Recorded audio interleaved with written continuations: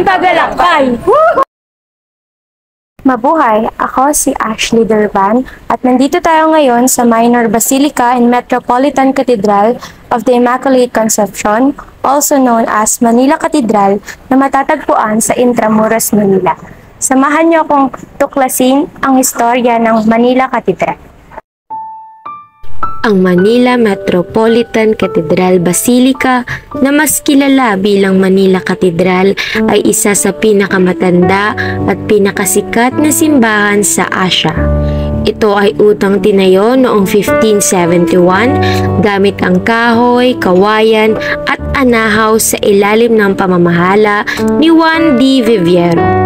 Pagkatapos dumaan sa 8 pagsasaayos mula nang ito ay itinayo, ang Manila Cathedral ngayon ay naitayo ng may estilong Neo-Romanist Byzantine.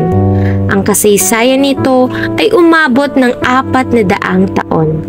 Ang ganda at kasaysayan ng simbahan ang dahilan kung bakit ito nakilala hindi lamang sa bansa kundi pati na rin sa iba. Ang Manila Cathedral ay kilala rin sa kahangahangang arkitektura nito na isang magandang halimbawa ng Romanist Revival style. Makikita rin natin sa loob ng simbahan ang iba't ibang uri ng likhang sining na nagpapakita ng kagandahan ng simbahan. Ngayon, tatalakayin natin ang iba't ibang sining na makikita sa loob ng Manila Cathedral. Mabuhay! Ako si Eliza Comia at ang unang sining na tatalakayin ko sa loob ng simbahang Manila Cathedral ay ang mga glass stained windows. So, mapapansin natin sa mga bintana ng simbahan na nagpapakita ito ng sining at ito yung mga hango sa Biblia na nagpapakita ng mga ibang uri ng hugis at kulay na nakapagpaliwanag sa simbahan. Ang glass stained window ay isang anyo ng sining na gumagamit ng mga pira-pirasong kulay ng salamin na pinagsama-sama upang makabuo ng mga imahe o disenyo. Ang mga piraso ng salamin ay karaniwang nilalagyan ng lead o copper foil sa mga gilid at pinagtutugma-tugma sa isang frame upang lumikha ng isang kabuoang disenyo. Ang prosesong ito ay tinatawag ding vitrail sa French. Ang glass stained windows ay kilala sa kanilang kakayahang magdala ng liwanag at kulay sa isang espasyo, partikular sa mga simbahan, katedral at iba pang mga gusali. Sa pamamagitan ng pagdaan ng liwanag sa mga kulay ng salamin, nagkakaroon ng napakagandang mga epekto ng kulay at liwanag na nagbibigay ng kakaibang ambience sa loob ng simbahan. Mabuhay! Ako po si Jericho Tison na tatalakayin po natin yung pangalawang sining na makikita sa katedral, sa loob ng katedral, ang sculptures and statue.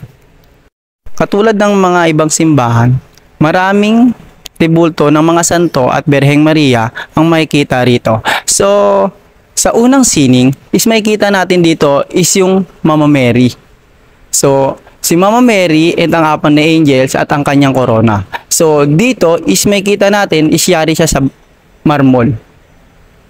Dumako naman tayo dito sa tinatawag nating sculptures na kung saan may nakaukit na angel, babae, lalaki, at baby na animoy anak nila. So dito, isinukis siya na yari siya sa marmol. Ang mga sculptures at statues sa loob ng simbahan ay isa sa mga pinaka-iconic at mahalagang anyo ng relihiyosong sining. Ang mga ito ay may malalim na simbolismo at may kakayahang magbigay inspirasyon at magdala ng espiritual na karanasan sa mga nagsisimba. Mabuhay! Ako nga pala si Jan Carlos D. Pickwick and papaliwanag ko nga pala ang pangatlong sining sa Manila Cathedral. Ito ay altars and retablos. Ang pangunahing altar at mga side altar ay magaganda at detalyado. Kadalasan, pinapalamutihan siya ng mga ginto at marmol. Ang bawat altar sa mga simbahan ay masasabing nagpapakita kung ano ang nilalarawan ng buong simbahan. Ang retablo ng pangunahing altar ay nagtatampok ng imahe ng Immaculate of Conception. Ang altar at retablos ay may malaking ambag sa kagandahan ng sining sa pamamagitan ng kanilang artistic, espiritual na simbolismo at visual na harmonya. Ang kanilang presensya sa simbahan ay nagdadala ng karangyaan, kasaysayan at espiritual na kahulugan na nagbibigay inspirasyon at nag-aanyaya sa mga mananampalataya na magnilay at magdasal. Mabuhay, ako si Andres Anggalang Maamo at ang ikaapat na sining na ipapaliwanag ko ay Ceiling and Dome ng Manila Cathedral. So, Ceiling and Dome. So, ang kisame at dome ng Cathedral ay mayroon mga detalyadong disenyo at frescoes na nagpapakita ng iba't ibang relosong tema na mula sa Biblia. So, nakabase ang kulay nito depende sa mood ng simbahan. So, ang karaniwang kulay nito ay light and neutral. Ang kulay ng mga siling ng simbahan. Ang arch sa ceiling at dome ng mga simbahan na karaniwang kilala bilang frescoes o murals ay may malalim na kahulugan at kahalagahan sa relihiyosong sining at arkitektura. Mapapansin natin sa iba't ibang simbahan ang iba't ibang disenyo, kulay ng mga ceiling at dome na nagpapakita lamang na pagiging artistic ng mga tao upang mapakita ang husay sa sining. Mabuhay, my name is Mark Vincent Torres at ipapakita ko sa inyo ang mosaic tiles na meron dito sa Manila Cathedral. Mosaic tiles ay piras-piraso ng kulay-kulay na salamin, bato o ceramic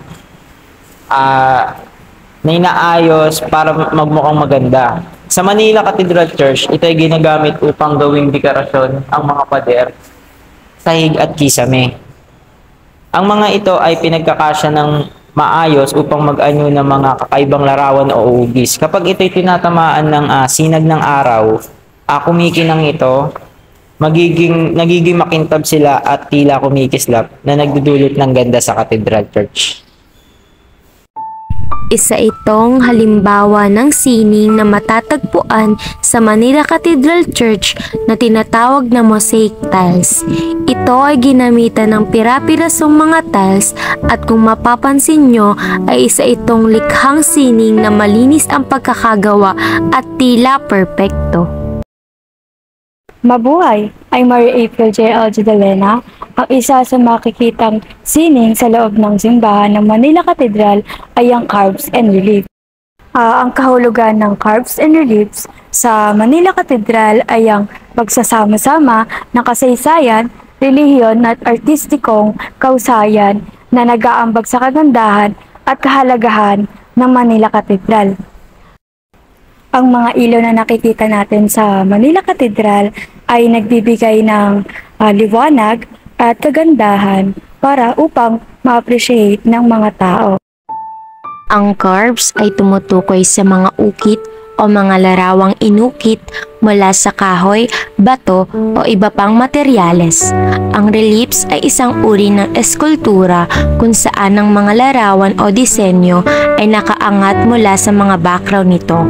Ang paggamit ng mga carves at reliefs sa mga simbahan ay isang mahalagang bahagi ng sining at nagpapakita ito ng mga kahusayan sa larangan ng art. Mabuhay! My name is Nas Peñaranda. And my name is Jan Serrate. Ang isa sa mga sining na ipapaliwanag namin dito sa loob ng simbahan ay ang doors and facades. Doors and facades. Ang mga pintuan at harapan ng katedral ay mayroong intricate carvings at mga imahe ng mga santo na nagsisilbing pasimula sa kagandahan ng loob ng katedral. Ang kombinasyon ng mga elementong ito ay nagbibigay ng isang napakagandang visual at spiritual na karanasan para sa mga bumibisita sa Manila Cathedral. Ang simbahan ng Manila Cathedral ay may malaking pinto at magandang harapan. Ang mga pinto ay malalaki at gawa sa matibay na kahoy o metal at may magagandang disenyo. Ang harapan naman ay parang mukha ng simbahan. May mga estatwa, haligi at magagandang dekorasyon na bumabati sa mga bisita sa pamamagitan ng kanyang kagandahan. Ang paggamit ng mga ukit sa pinto at relief ng mga simbahan ay isang mahalagang bahagi ng reliyosong sining na nagsisilbing dekorasyon at nagbibigay kwento sa mga tao. Ang mga pintuan at fasad sa loob ng simbahan ay mga obra maestra ng sining na nagpapakita ng kombinasyon ng teknikal na kasanayan, malikhaing imahinasyon at talento sa sining.